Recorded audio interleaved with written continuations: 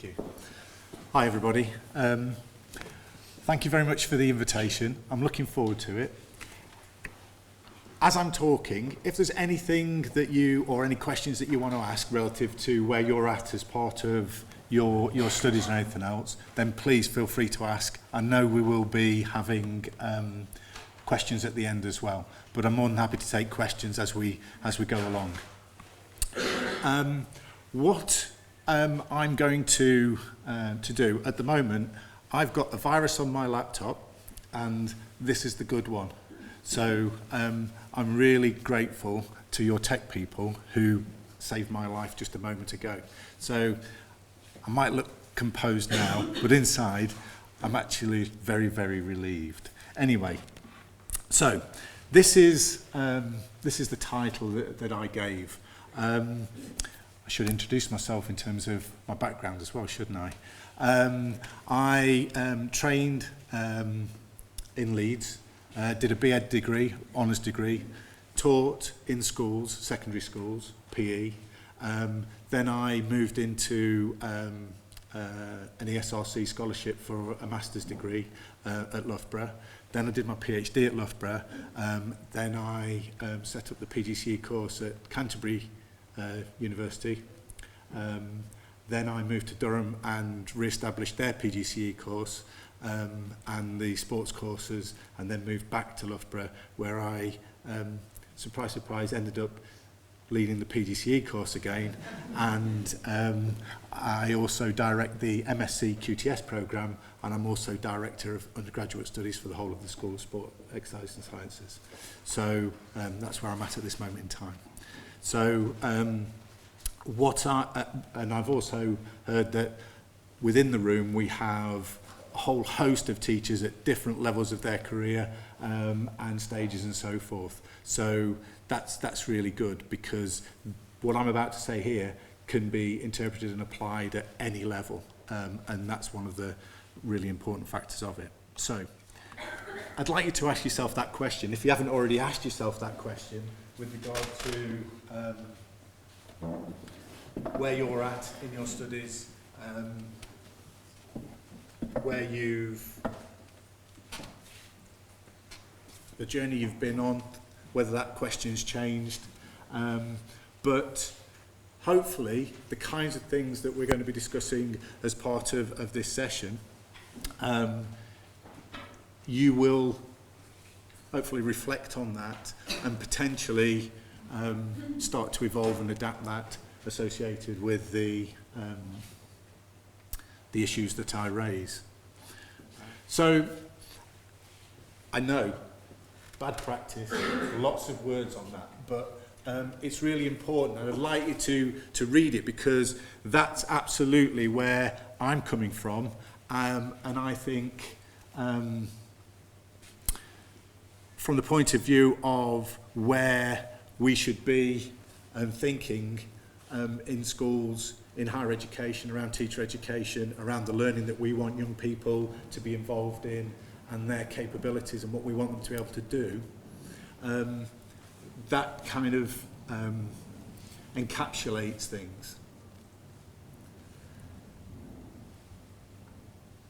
The point being that things have to change, and the way that they change, we're about to explore now, and look at the kind of the fundamental aspects associated with how we might frame that as part of the pedagogy and the conceptual and theoretical frameworks that underpin it.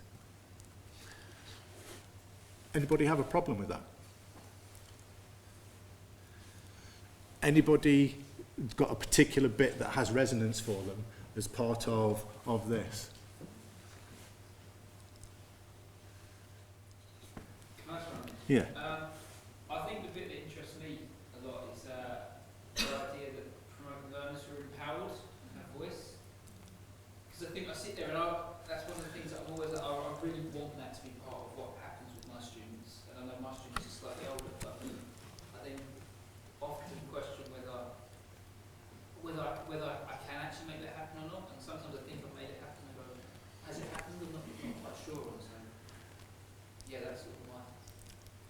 Yeah, well, I mean, from the point of view of the kind of, well, again, the perceptions of people allowing students to have a voice, that's a fundamental aspect, a fundamental part of the pedagogy that I'm about to share. So that's a key characteristic. Thank you. Oh, So sorry. It's developing life skills, isn't it? Yeah, life skills, but also allowing an opportunity to be able to say, hold on a minute, there are certain challenges, skills, jobs, expectations that we don't even know exist. It's so fast changing. Therefore, the learners that we have, and that I include learners as a holistic view of teachers, everybody basically, they have to be enabled to be able to look at a context and take stock and be empowered in that context to be able to make appropriate decisions for them and what they want to get from it. Now, and way ahead, that we don't even know what's coming. But we do know that it's going to be fast changing, as it already is, and so forth. So that kind of piece was to sort of identify the fact that, look, we can't rest on our laurels and keep the same practices that we've had for a very long time. Again, I'm looking at it from predominantly an initial teacher education, early career teachers dimension of things. And on the basis of that, I think that's a pretty key period in capturing the imagination, the creativity, the passion, the enthusiasm, absolutely everything. And now I'm not saying that that doesn't exist elsewhere in the profession, absolutely not. But I'm saying if we can't capture it there, then we're struggling. Having said that, we already know that retention is a massive issue. Not necessarily in physical education, but in other subjects. But then you don't get a bursary in physical education, everybody else does. Not bitter. So, the challenge. As part of that situation, so I must have done something really bad in a previous life. Okay, I'm not you. I'm still about the computer. Anyway, if you think of the government and the way in which they've adopted certain policy in relation to teacher education and into schools, the policies which they've adopted around assessment of learning, what they consider learning to be, the whole kind of compliance element of things, which is made even more difficult with the continual changes to curricula, to assessment of that curricula and so forth. The notion of regulation around Ofsted and the accountability aspect, and the fact of, well, hold on a minute, this is the learning outcome, and it's quite reductionist in its nature with regard to, actually it's not expansive. We don't want people necessarily to be creative, we want it to be quite confined to very, very limited parameters.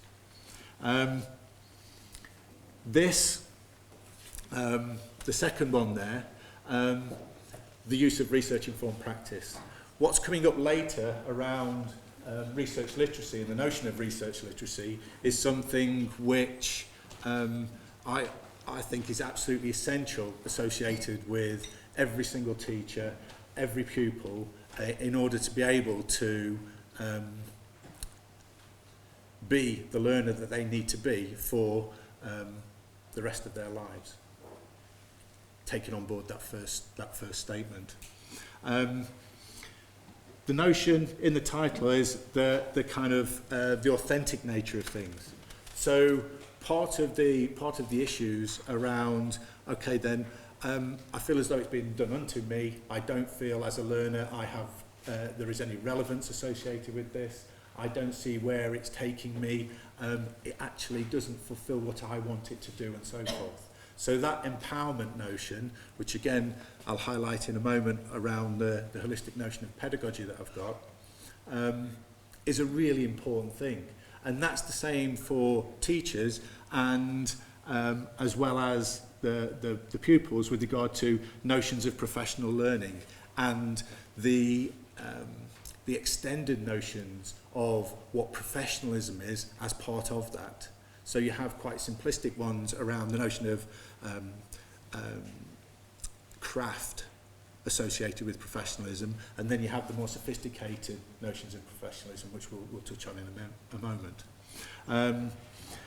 The other thing is, and it kind of goes to Michael's point that where he was talking about student voice and so forth, the whole notion of everything is genuinely collaborative with the pupils as part of research literacy. So they're engaged in a process where, if you imagine that the pupils that you've got, whichever age that you're teaching, you're engaging them in the same processes that you're going through as part of your research. You think, well, hold on a minute, I'm doing a degree, they're doing their GCSEs or A-levels or core PE or whichever. They don't need to know the things that I know. Well, yes, they do, because if you think of the fundamental processes that you're going through, the fundamental building blocks associated with what makes for good research, take you back to the first statement. Fast changing, digital world where actually we need to be able to assess, evaluate, look what's going on, and then start to move it forward. I need those research skills to allow me to do that. I need all of those things to be able to say, right, actually, yeah, I can make a decision, I can make an informed decision based on me, where I'm at, in terms of my knowledge, my understanding, my skill set and so forth. So I'm really empowered, I have ownership on that. So, again, that essential part of daily practice is another important thing, in the sense of it's not a tag-on, it's an integral, absolute, fundamental part of daily practice. Sorry, thank you. Oh, small. Jim. Thank you. Right. So now, the top one there is a really important feature. And it's probably something that you've experienced as you've gone through the research process, engagement with the literature as part of your academic writing, as well as your research. From the point of view of, you've probably seen a paper thinking, oh, brilliant, great. That's the kind of content I'm looking for, smart. Let's just lift that, put it in. Then you've probably evolved a little bit from the point of view of, okay, well, let's have a look at that. Why is it I'm interested in that? Why is that relevant to me? For these reasons. Okay, do I need to tweak it then for my context, for me and for my pupils? The answer is yes. It's really important that it's a more sophisticated way of engaging with that research, other than just lifting the parts out and then delivering in accordance with those things. So everything is flexible. Everything should be a movable feast relative to your context, your pupils, what you want to achieve from it and so forth. Okay, we kind of touched on this a little bit already, but the notion of transitions for learners is a really important feature of progression in learning. And those transitions can be quite traumatic. So there has to be, associated with any of those transitions, in this case with regard to from teacher training through to early career teachers, there has to be support in place to allow that transition to be one which is developmental, supportive and so forth. And that is not just the domain of the person who's mentoring those individuals who are coming into school. It's the job of every single colleague in the school. It's the job of the whole school community. It's the job of the university and so forth. It's not isolated to particular individuals. It's a collective. Yeah, I think I've probably think I'll probably mention that.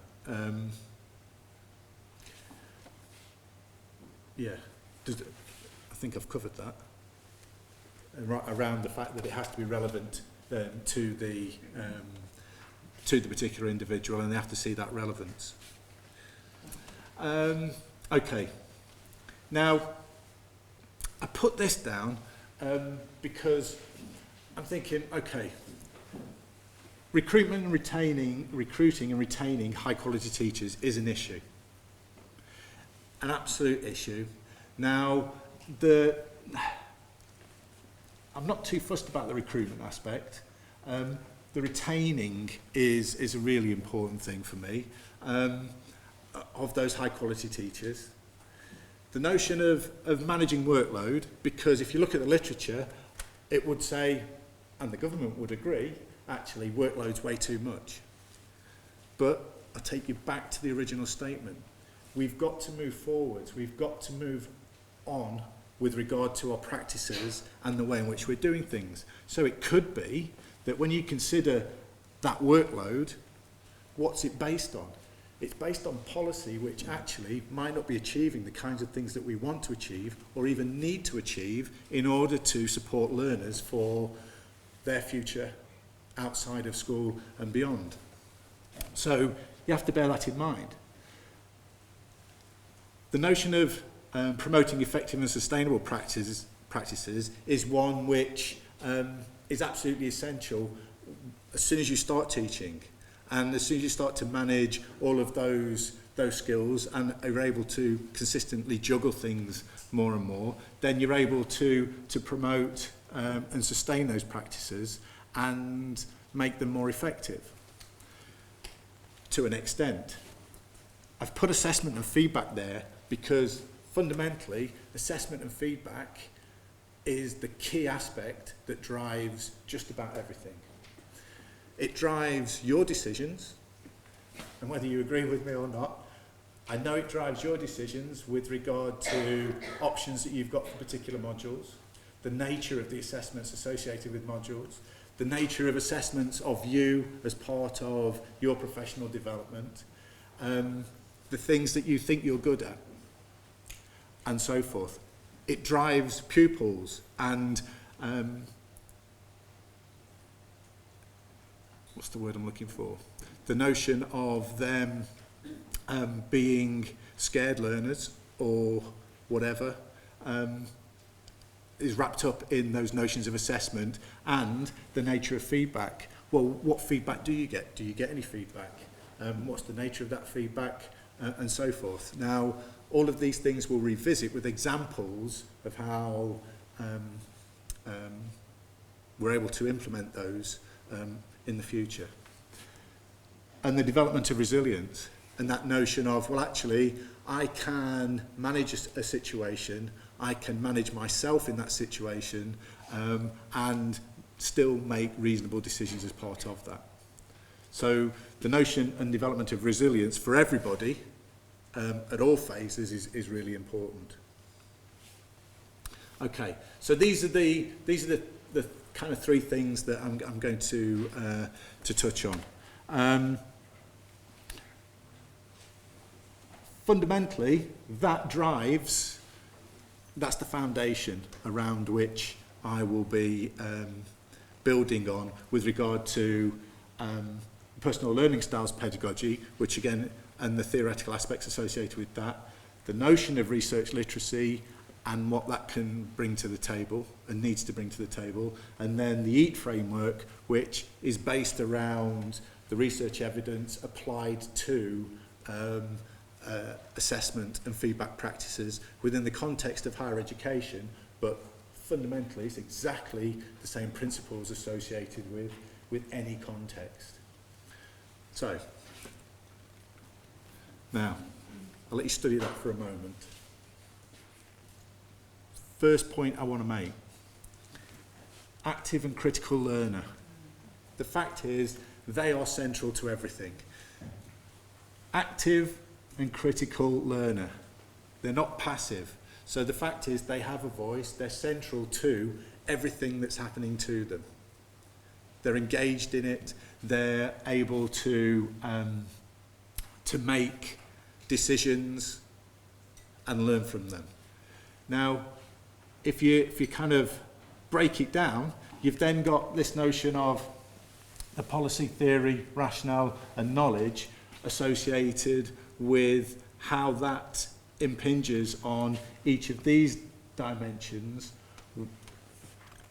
around organisation of that learning environment. So, for example, the design of the learning environment, how is it organised? What kinds of things are done? When are they done? The classic example is you've probably polled up to a module, you've arrived at that module, and the lecture is great. The material is released probably a week beforehand. It goes on to your virtual learning environment. You look at it, you can see those things. Then the following week, the next piece is put into the virtual learning environment and so on. That's quite a common approach towards the delivery of material. If you think of the design of that learning environment, say for example I was a trainee teacher and I'm thinking, well actually I've got concerns around my content knowledge with regard to these aspects. If you were to release things on that basis, then you're releasing it in a manner which doesn't allow that individual to start to manage and be resilient with regard to their development of subject knowledge, which is a key feature associated with teaching.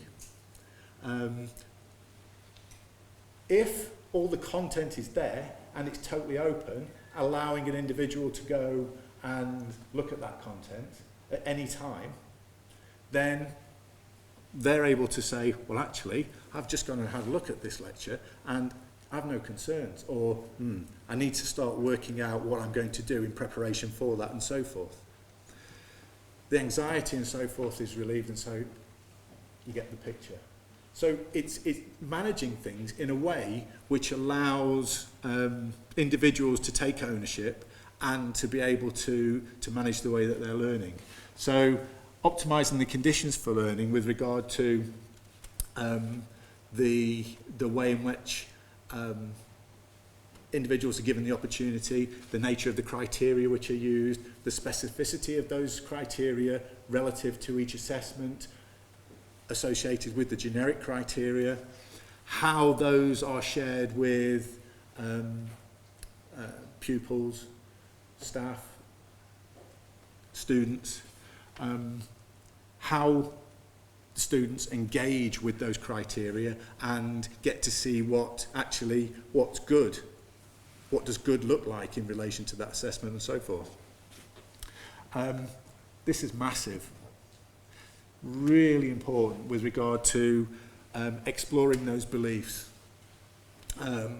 and modelling best practice, but also supporting experimentation and so forth. Allowing students to share, well, okay, then what were your experiences? What have been your experiences? What was positive? Why? What was negative? Why? And so forth. Choices in learning I've mentioned, and again, the careful selection and application of styles from the point of view of the notion that everybody has a particular style and that's what you're going to get as your diet of learning and the way you're going to get it and so forth. No, it doesn't work like that.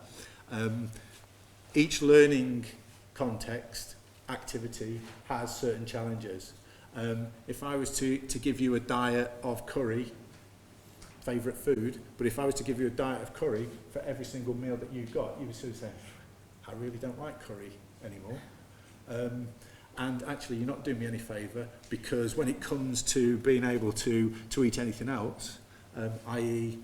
in a fast-moving global economy and world, then I'm not going to be able to manage the demands of that context. I need to be challenged. I need to be challenged in a way which is supportive but I still need to be challenged in a way which actually I might be a little bit uncomfortable with. But if I design those learning environments, if I maximise those conditions for learning and make it supportive, then actually, yeah, I don't mind being challenged. Challenge doesn't mean bad.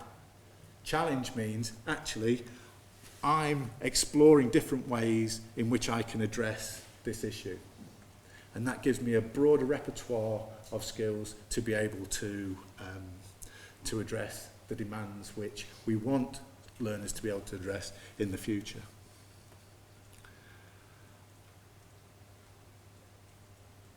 Is there any questions about that? But I Go would on. like Sorry. From my own understanding of it, thinking that the middle is me, the middle of whoever it is, Yeah. the outside is context and the very outside is macro. Is that how I Yes, look at yeah. it? And the fact is that the reason for the dotted lines is the fact that there's nothing separate. Nothing, it's totally integrated. And the important thing being that there's a dynamic going on there which will vary, but fundamentally those are the What's the relevance of the between the dotted lines and the policy spheres, knowledge and rationale in terms of the macro to is that a connection between the outside ones, or is it does rationale sneak right back to me as well?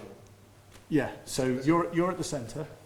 You have the broader context associated with that and the interrelationships between those features, and then you have these aspects which engage as part of or the closest to the learner.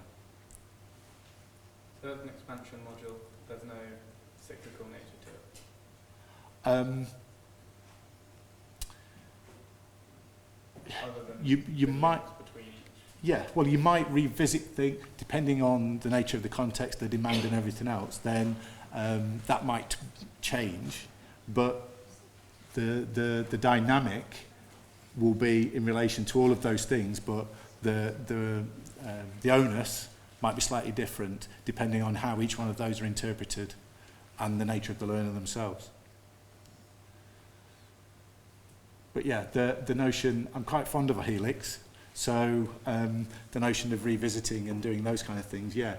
But part of the skill and the purpose of, for example, research literacy that we're coming on to is to be able to engage with the literature and the research to then to be able to inform things in a way which allows you to manage and manipulate that kind of context. So again, if you think about all of this is looking at absolutely empowering learners. It's moving towards critical pedagogy associated with allowing those individuals to be able to have the opportunity to learn.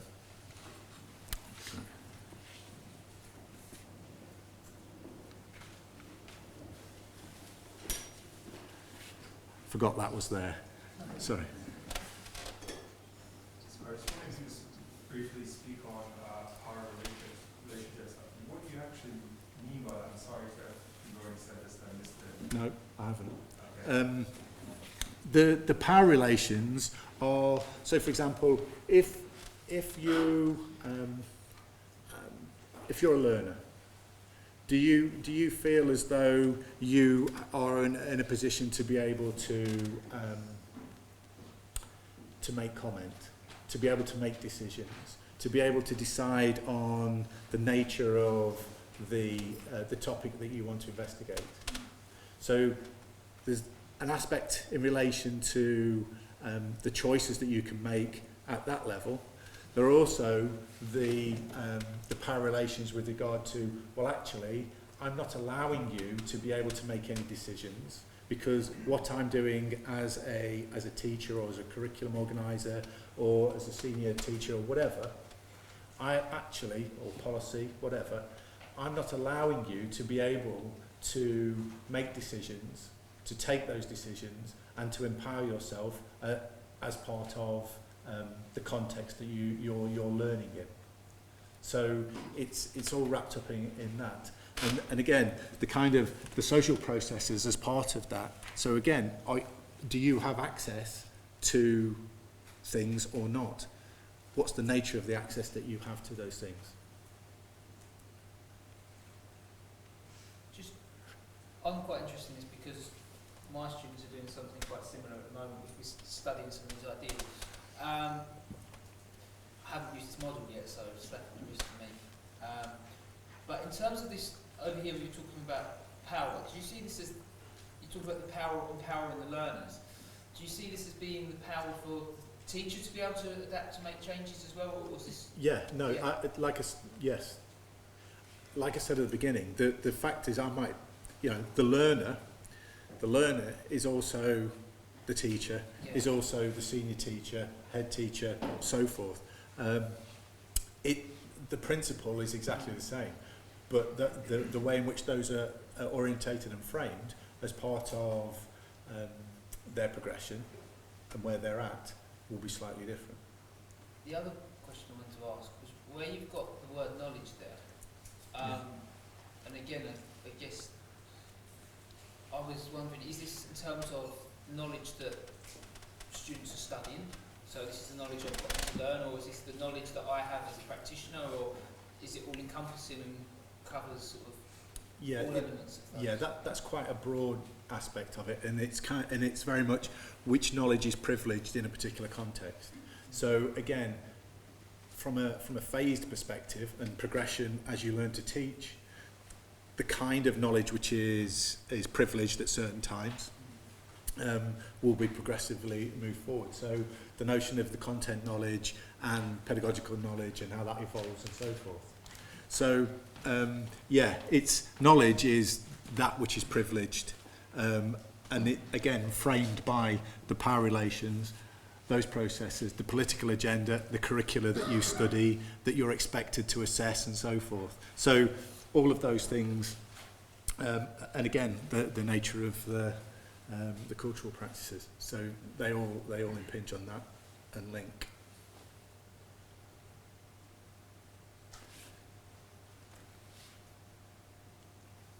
Thank you. Okay. I'll get it right soon. There we go. Okay.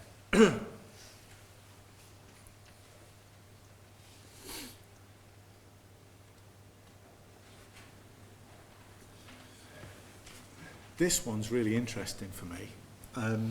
The notion of being a professional and what it is to be a professional and how that evolves and how that changes, and the degree to which it progressively becomes more sophisticated, hopefully.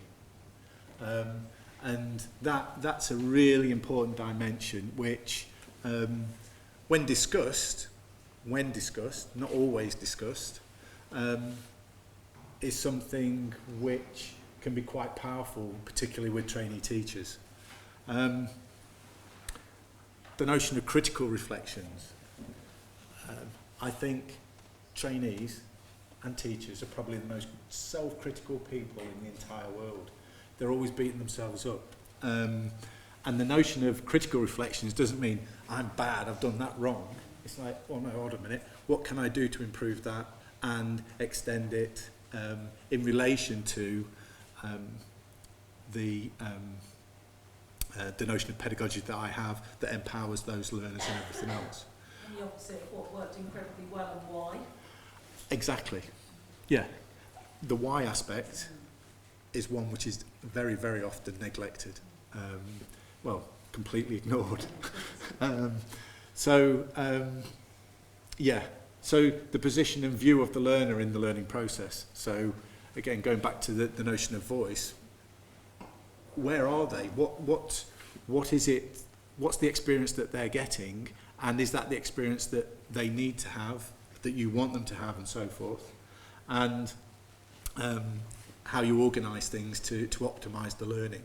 So bringing in notions of cognition, neuroscience and everything else, notions of working memory capacity, all of those kind of things need to be taken into account when you're actually saying, actually, I've got a damn good learning activity here, but the things that they've been doing before means that actually they're not in a position to be able to engage with that learning activity.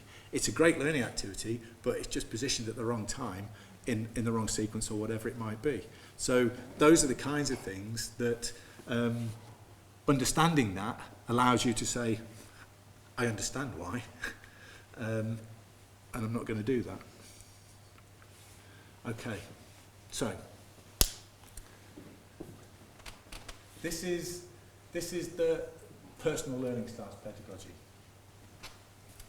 You've got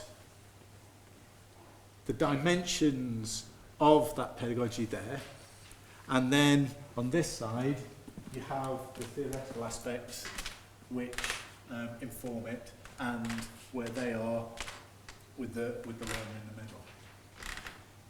Now, A, B, C, D, E frame all the things that I do.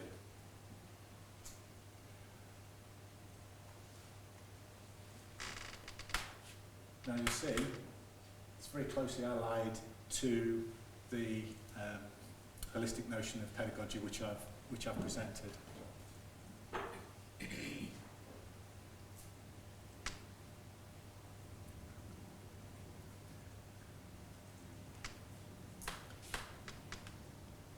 Does anybody have any questions about that?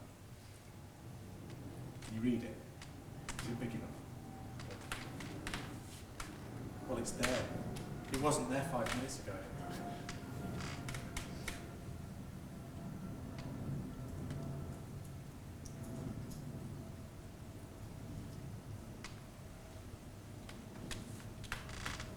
Who are your students in this room then? My students, all the ones in sports kit in the middle row are my students. Sorted. Sorry, I keep asking questions. I wondered where you got the sort of socio-cultural theory, the socio-critical theory, and the constructivist theory.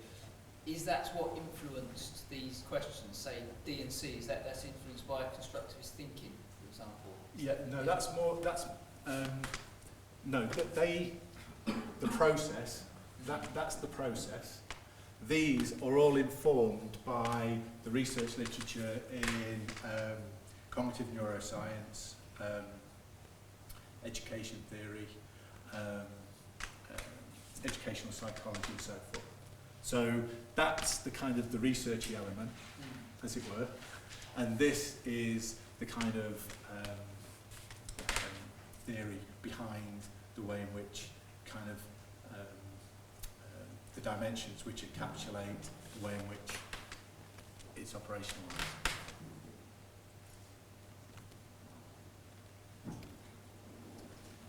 So again, Mike, just for my terminology, constructiveness would be my individual things, the way I think of things.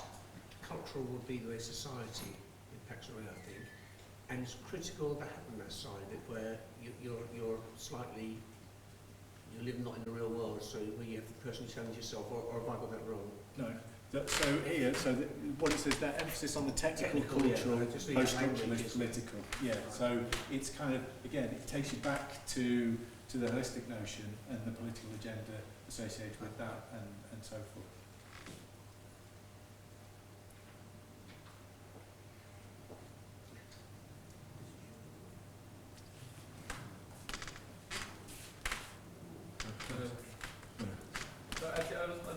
I don't understand the Venn diagrams then. Are they Venn diagrams? They all have a place or a part to play. So is it again quite similar to your expansion model before? Yeah. So that if there was one big circle around all of them, that would then cover it a little bit. Yeah, but basically trying to identify that distinction because it's more nuanced in that way than just having a whole circle.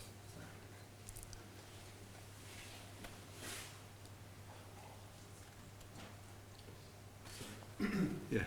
Could you explain why you use the term styles? It just struck me, going back a few years, we had an unfortunate emphasis on students having kinesthetic or students coming up to you and saying, I'm an auditory learner, so Yeah. or I'm a kinesthetic learner, I need to dance this Yeah. Why It's have you chosen styles? because it's the personal learning styles pedagogy was formed out of notions of cognitive style, and I know to some extent that's had a bad rep similarly. Now, the kinds of comments that you've made, absolutely, there's not very much evidence, if any, associated with those. So you're quite right in the comments that you made. However, the notion of styles is one which does have resonance in it. Therefore, coming from that background, that's why we called it personal learning styles pedagogy. Because the notion of the personal learning and the approach to that was really important to us and fundamental in the sense of you've got that individual who needs to take ownership on it. But like I said before, it's saying, look, I'm not going to give you a diet of a particular approach. I'm going to challenge you in lots of different ways in a meaningful way, which allows you to build your skill set, not to go to a reductionist model which is useless to you.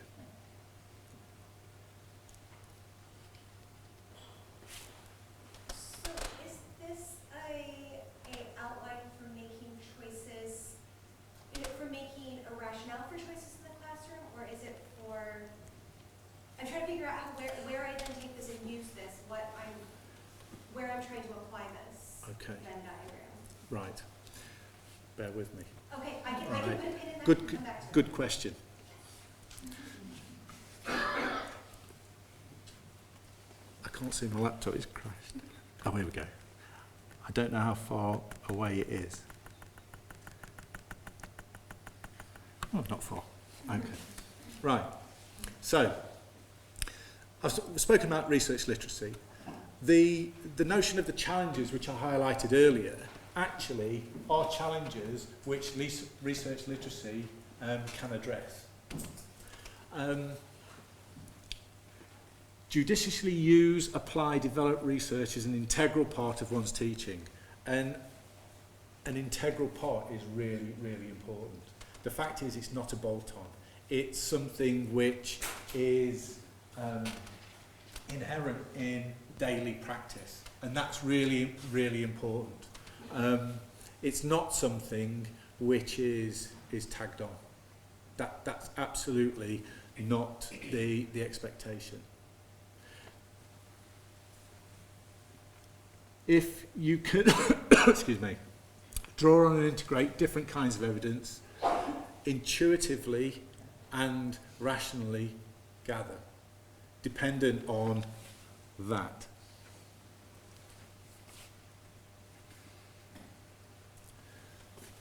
That's a biggie. I quite like rightness, I think it, for the context.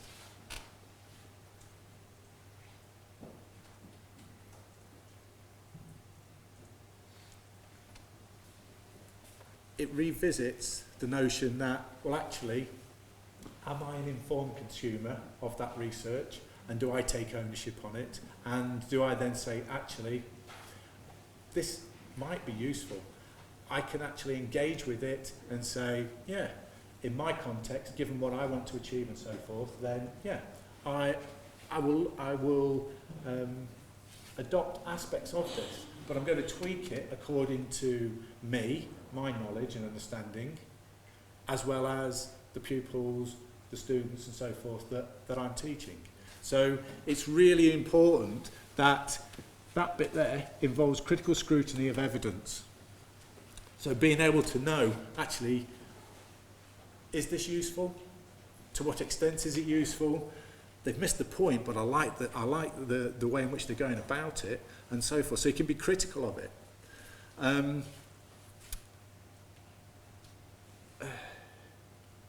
Yeah. Okay.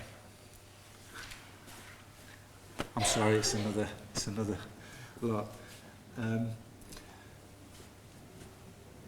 the authentic aspect of things, allowing that to come through, there's probably three kind of dimensions that you can look at: the policy, the professional development, and the notion of collaboration. So this aspect of research literacy is not something which is just like one individual doing this in the context of a school or in a partnership between a HEI and whatever. It's everybody engaging with it in a way which is very much like a community of practice associated with that environment. So those three kind of main themes can be drawn out of it. So if you look, excuse me, if this one gives me an opportunity.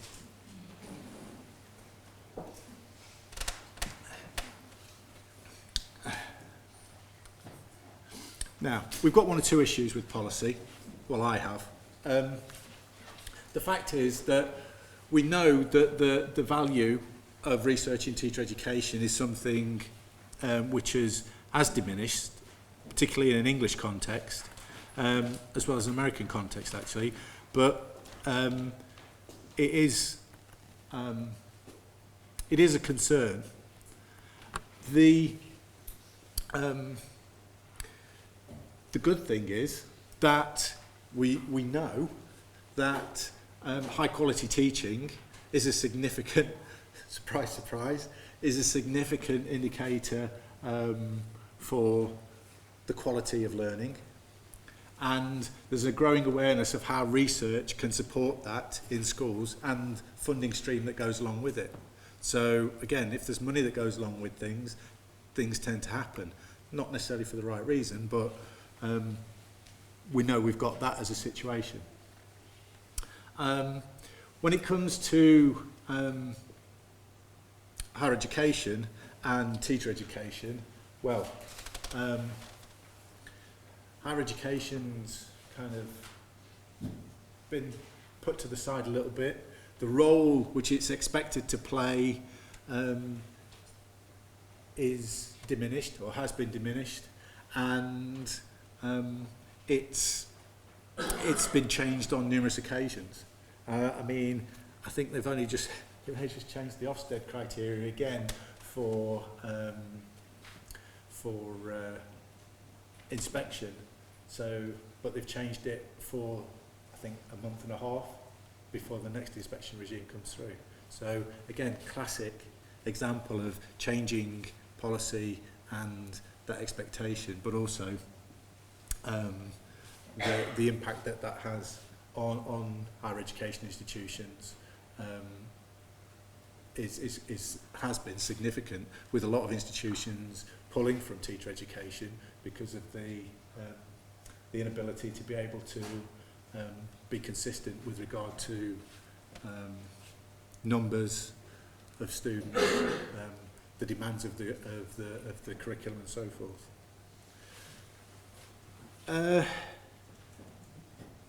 Yeah. So it's all well and good saying, right, we're going to give everybody, as the government have, we're going to give everybody the latest research on learning and what that is for pupils. That's like saying, okay then, there's an engine, it drives the car, I haven't got a clue.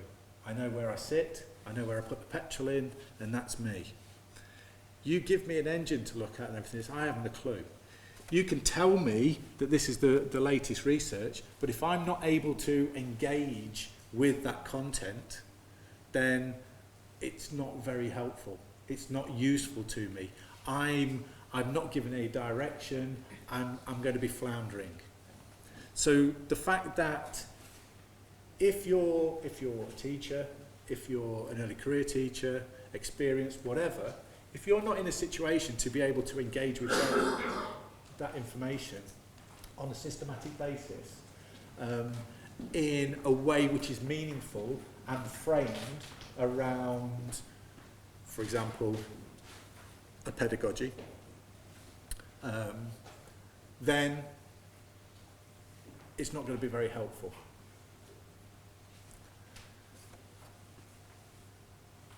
The latter part there, so reductionist approach to what works in relation to achievement and narrow learning outcomes, those are the kinds of things that I mentioned right at the start. It's really limited.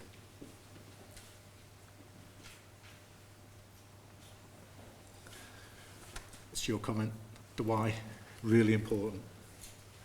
Really important.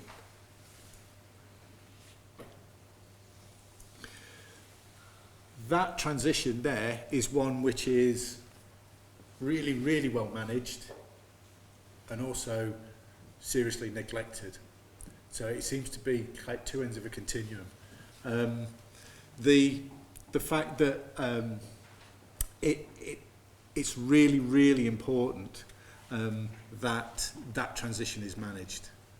Now, again, from the point of view of teacher education, that's an expectation on the higher education institutions to be able to support and manage that, which is not a problem, but to some extent there has to be a degree of equity around the responsibility of schools and HEs working together. And that notion of collaboration is one that permeates all of this discussion.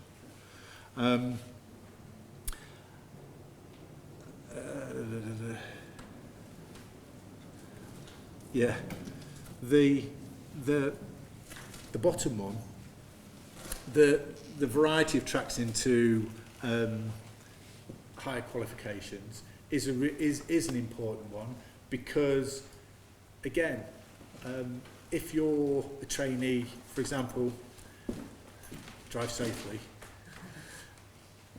If you're a teacher, experienced, has a lot of knowledge and wants to evolve, it can be quite challenging to, well, where do I go? What do I do? How do I go about starting to interrogate the literature, adopt research literacy and so forth? Also, you could be expected as a senior teacher to be mentoring other individuals around the research literacy and everything else if it's been adopted in the context of the school. And the important thing there being that actually the context of the school, the way in which it's the philosophies and so forth need to be appropriate to, as part of managing that transition, as well as managing individuals who are mentoring. So for example, you could be in a situation where you've been in teacher preparation and you've been able to explore things. You've been creative. You've had the opportunity to think about and explore. You then get into a context of your first school and you hit that brick wall. It's like, no, we don't do that here. No, might not be said formally, but that is a massive shock. And if then we start to think about notions of resilience associated with that, I think, hold on a minute, I was really enjoying exploring this and engaging with that and the literature and so forth, because it's not starting now, it started as part of my teacher training, and that can be a massive shock. You then start to look at issues of retention and workload and everything else, and thinking, well, hold on a minute, there's better ways of doing this. But I have no ownership on that. I'm not empowered to be able to do anything about it. Yep, that's me gone. As a scenario. I know I generalised.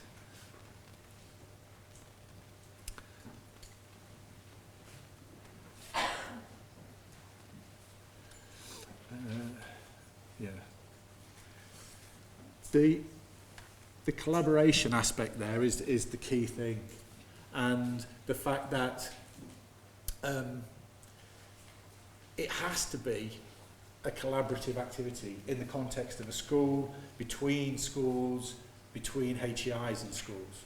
It's got to be a collaborative aspect, and that's the point I was mentioning earlier. The context at an institutional or organisational level is very important in terms of supporting ambitious teaching practices, or not. Here, that notion of the clinical practice in education model and how that, you know, that might be applied in an education setting.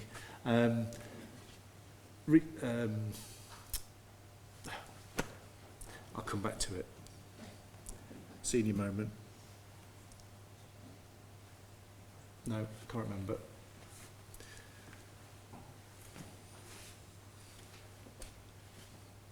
No.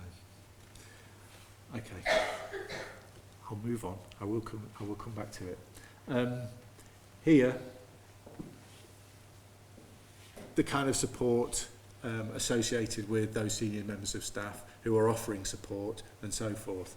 So it's really important that everybody receives that support at whichever level of their career.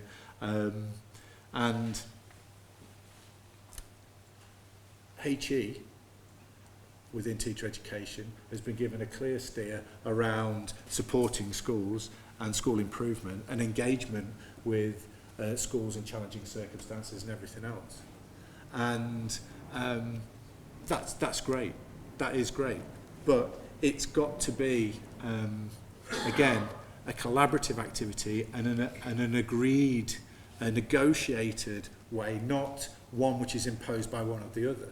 At the moment, there's potentially an imbalance with regard to the power of schools in relation to HEs and so forth.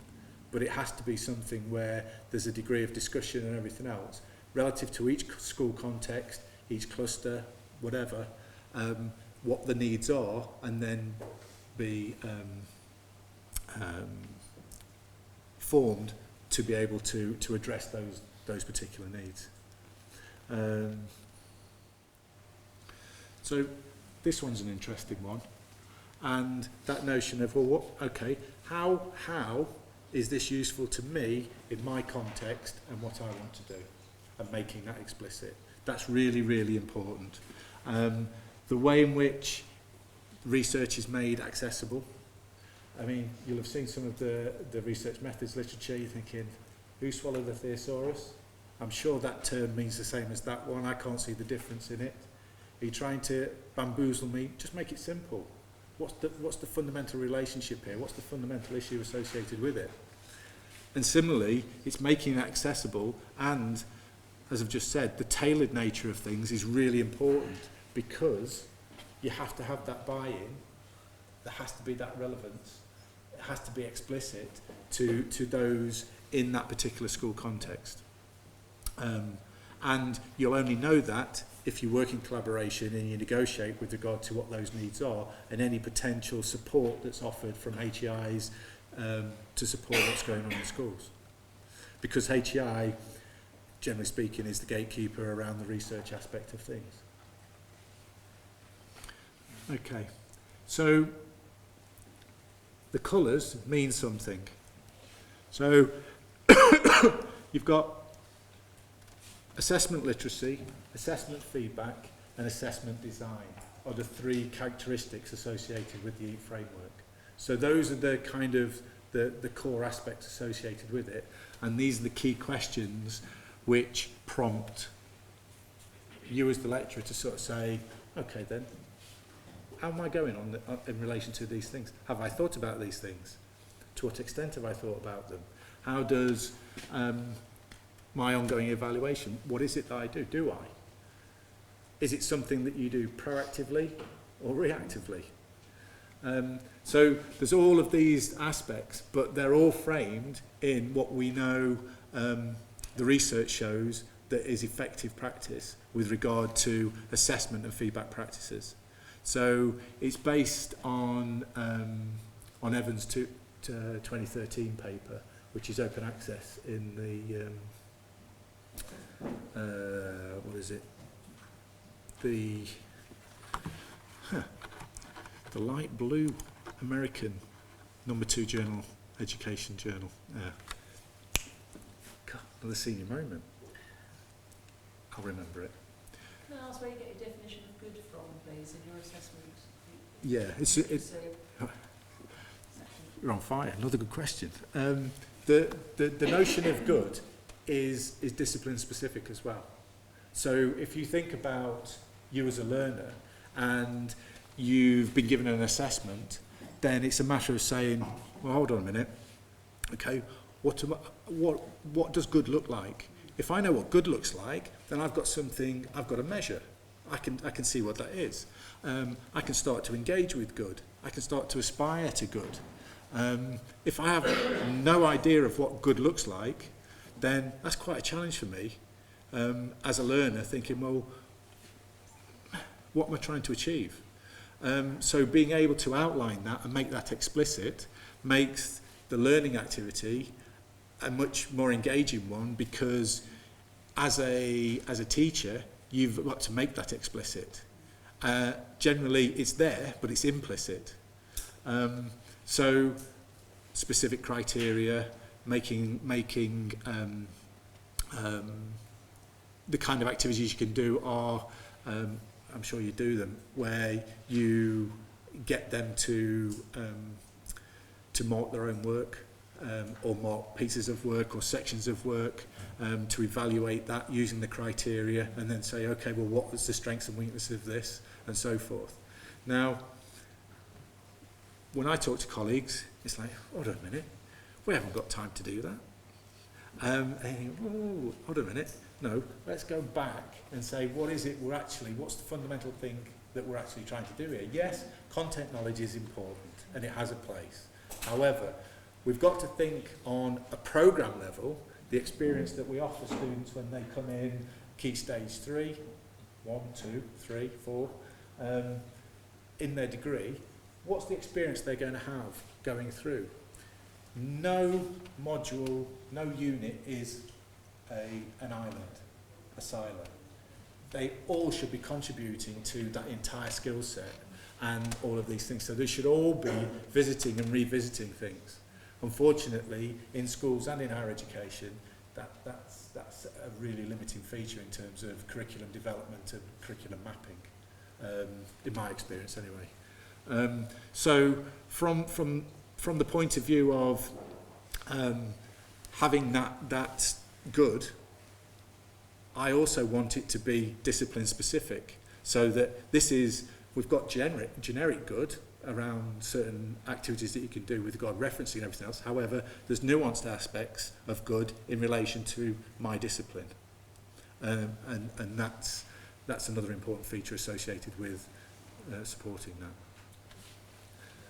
Yeah.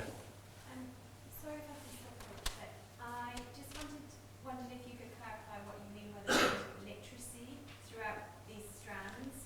So do you mean our understanding in terms of literacy, or does it have a slightly different meaning? Yeah, literacy from the point of view of how familiar and engaged and how you're able to engage with it. So the fact that you're literate in something allows you to the more literate you are with it, the more engaged you are with it.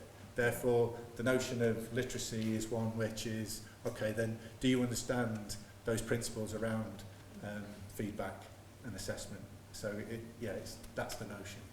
Yeah. So you can't leave the students out. So again, having the same kind of questions, but framed in a way which are appropriate for a student.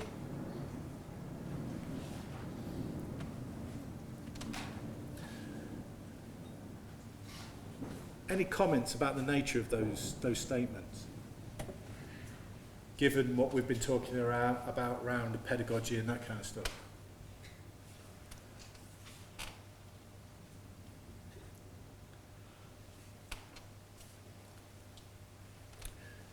If you were reading those as a student, do you feel as though you have some responsibility? You have ownership on that, the expectation?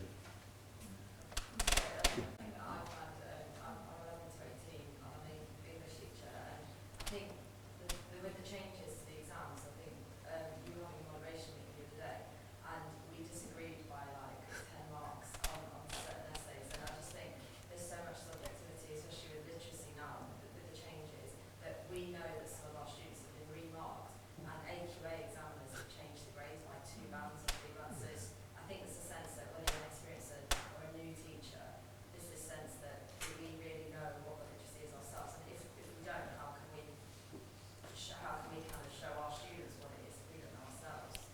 totally agree with you, and that goes back to that whole policy debate and the fact that things keep changing on a regular basis. We're not going to have any changes. Yeah, right. Any more changes? So that we know that is going to be generally that we know that's coming. If you think about what we've been talking around, that notion of a community of practice informed by a holistic pedagogy and the notion of research literacy, if you think about that and how you engage with sharing and looking at kind of best practice, then that moderation is an ongoing aspect of things as part of that. What you don't want is being isolated as an individual thinking, I haven't got a clue here. And you've got to constantly keep bouncing off colleagues, and it has to be all colleagues, not just you and another one. It's got to be kind of holistic in nature, which is getting the buy-in is the big thing in a meaningful way and an appropriate way.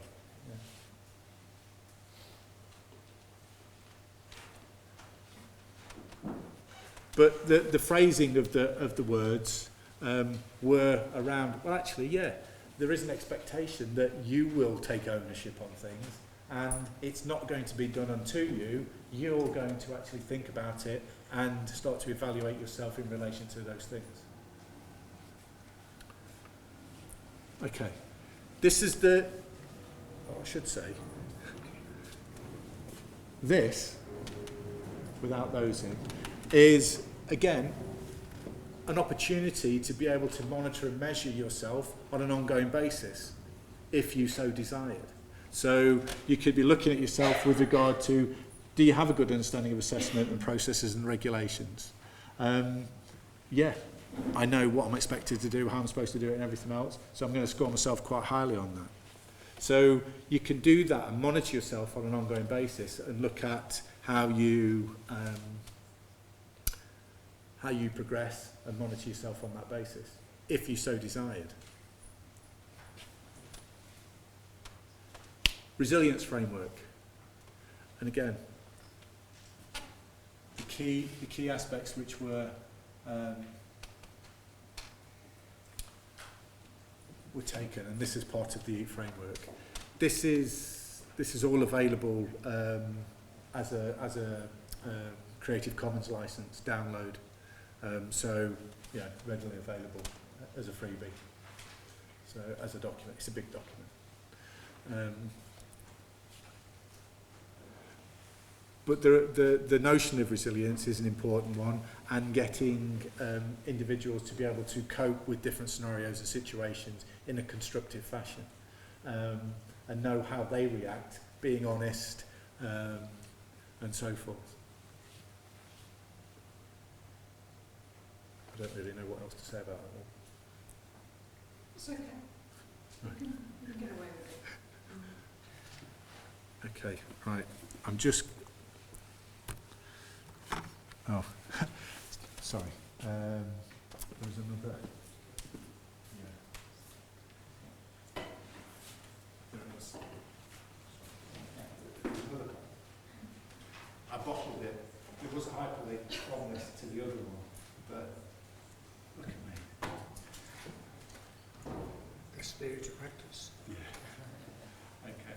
So just wanted to highlight. Okay. So that's the paper. Review of educational research. So that's the one. It's 2013. It's the second most read paper in the journal for the last 4 years. Now, aspects to do with the key elements of effective assessment design, those are things we've highlighted.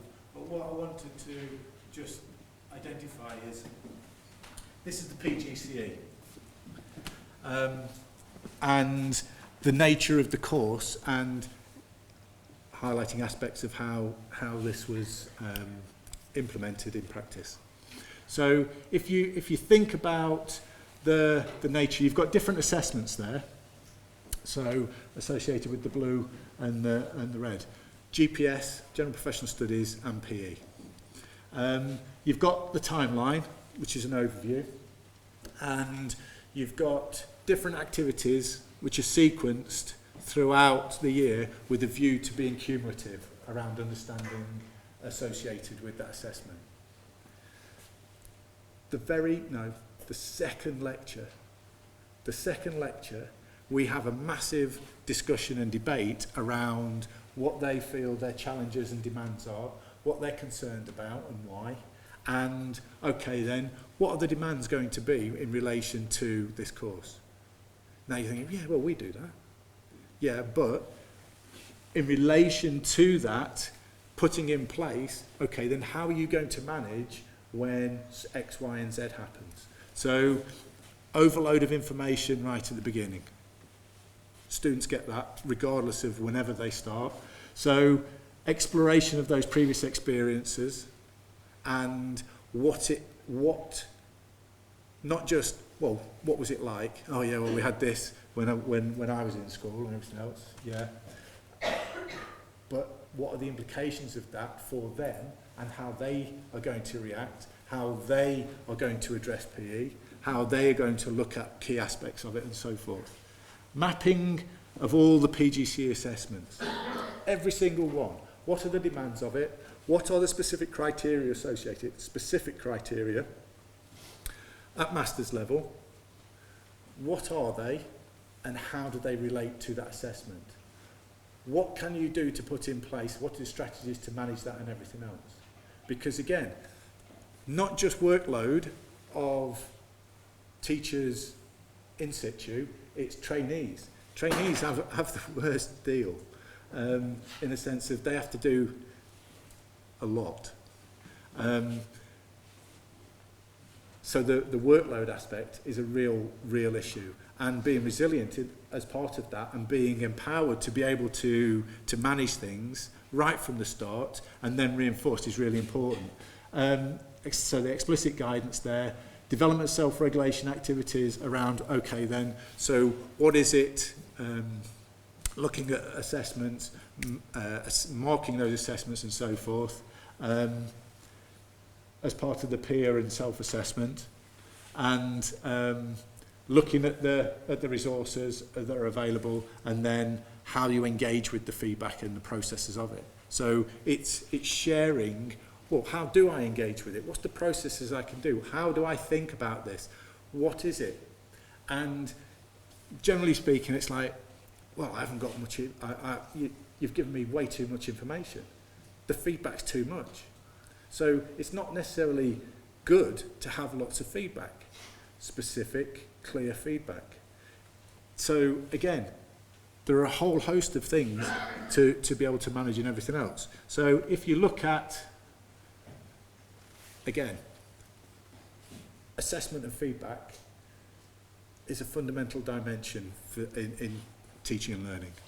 If you look here, that's the PGCE course in a nutshell. So the red are where I've spoken about. I was looking for the. So here, where it says reflections on assessment in PE, we're killing 3, 4, 5 birds with one stone here, in the sense of if you look at what their concerns are, how am I going to be assessed? When am I going to be assessed? What are the implications if I don't do very well? That's the mentality that starts off, because it's all new, they're not sure. So making that explicit, explaining the criteria, explaining when those things will come in and the other demands that will be placed on it is really important. Exploring what makes for good assessment feedback practices. What are the key drivers of that, which you've already seen. And then sort of saying, okay then, that's me as a learner, as a PGCE student in this context. It's also very helpful for colleagues because they have the same information and everything else. Everything for the entire PGCE course in relation to all of these activities was in the virtual learning environment right at the start of the course. So when we're having the discussion at the top there around the reflection on assessment and everything else, they're able to go into any part of that VLE and don't fall asleep. And look at the content. So if they've got a concern or they want to know some more about it to make sure they don't have a concern, absolutely fine. Now, we don't just leave it there, we come back. I should say, the other dimension of this is, yeah, me as a trainee, but also me as a teacher adopting effective assessment practices in my teaching. Now, we know we've got a bit of a challenge there because they hear one thing in university and then they go into school and there's that clash potentially. Or absolutely brilliant, the school runs with it and simpatico. Anyway, so we then follow up reflections on assessment. Now, again, bearing in mind where those assessments are and everything else. So there's a rolling program of reinforcement, of questioning, of being able to come back to something with a new lens and saying, actually, I've got a load of other questions that I want to ask around this because I've evolved. Bearing in mind that at the end of this point here, they're also looking at, in green, their planning and progression. Well, fundamentally, that's going to frame everything that they're doing. So how has that discussion that we've had around assessment and everything else filtered into that? So these are strategically placed in relation to the teaching practices, to the assessments and everything else, to ensure there's that progression in allowing them an opportunity to voice, question and everything else, in addition to blogs and God knows what. So that's kind of an example of so, oh, the rubric, yeah. The feedback landscape is is a nice diagram actually. No. The feedback landscape just highlights all of the research evidence associated with the relationships to do with assessment and feedback practices. So again, the learner, family, lecturer and so forth. It's a nice diagram and contextualise things really well. But it's based on the 2013 paper, well it's in the 2013 paper from Evans, and it's completely research informed. So on the review of literature that was done. Okay, so this was one task. I felt I was a bit brave in the sense of the first learning activity, first activity they did, I wanted them to engage with the virtual learning environment, I wanted them to engage with the blog, and I wanted them to engage with each other. At the same time, I wanted them to get ownership on, okay then, we've got the first assessment, the topic of that was around the national curriculum. What are the key criteria that you would use to assess this question in relation to those? So you write the criteria. So in groups, they wrote the criteria for a particular segment. So knowledge and we have knowledge and understanding, we have critical analysis, we have two others, literature, reading and presentation. What would you say you would judge in terms of the criteria associated with those? They then agreed that as a group and then presented that on the blog around this is it. It wasn't bad. Obviously, I then shared my criteria with them and we then started to compare why there might be differences and similarities in it. So that as a process worked really well because they completely engaged with it and right from the get-go they had ownership on that criteria and they understood why what they might have suggested might be different with what I'd suggested. So simple things like that suffer a whole host of things. So, and then that's the rubric, very extensive, but we do it in Turnitin now and everything else, so it's much easier. But they get a lot of feedback. My problem, I give too much feedback. it's stupid. It needs to be much more specific and everything else. But, yeah. I think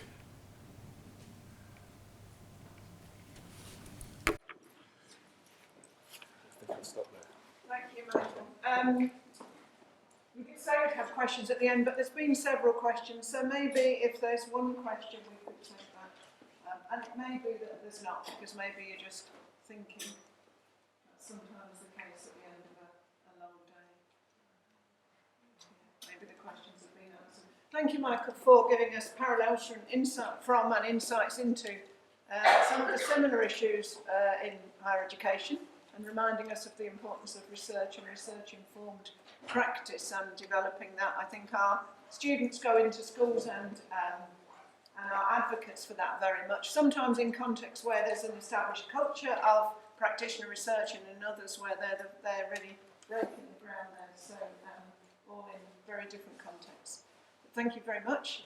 Thank you everybody for coming this evening.